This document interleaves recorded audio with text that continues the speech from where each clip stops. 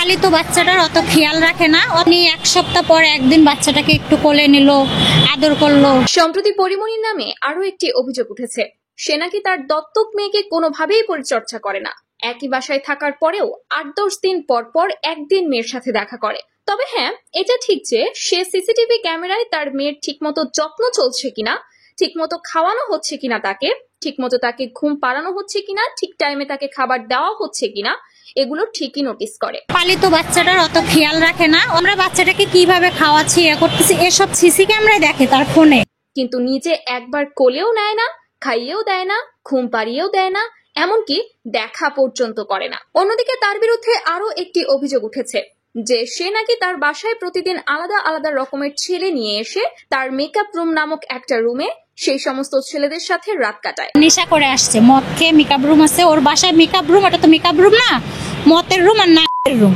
সারা রাত পার্টি করে ভোর 4টা বাজে ঘুমায়, পরদিন দুপুর 12টা বাজে কিংবা দুপুর 2টা বাজে অথবা বিকাল 4টা বাজে ঘুম থেকে ওঠে।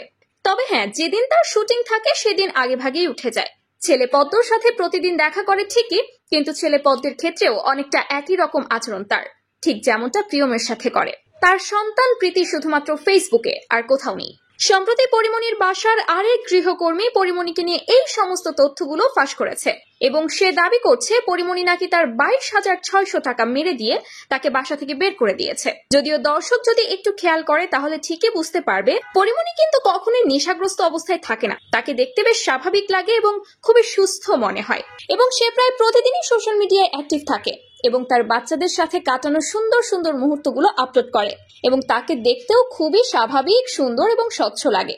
তো তাই তো অনেকেই ধারণা করছে কয়দিন পর পর যে এই যে পরিমণির বাসার গৃহকর্মীরা এসে পরিমণিকে নিয়ে এই সমস্ত কথা বলছে, নিশ্চয়ই এর পেছনে বড় কোনো চক্রান্ত চলছে। তো ভিউয়ার্স, আপনাদের কাছে কি মনে হয়? অবশ্যই আপনারা আপনাদের গুরুত্বপূর্ণ মন্তব্যটি আমাদের কমেন্ট করে জানাতে ভুলবেন না কিন্তু।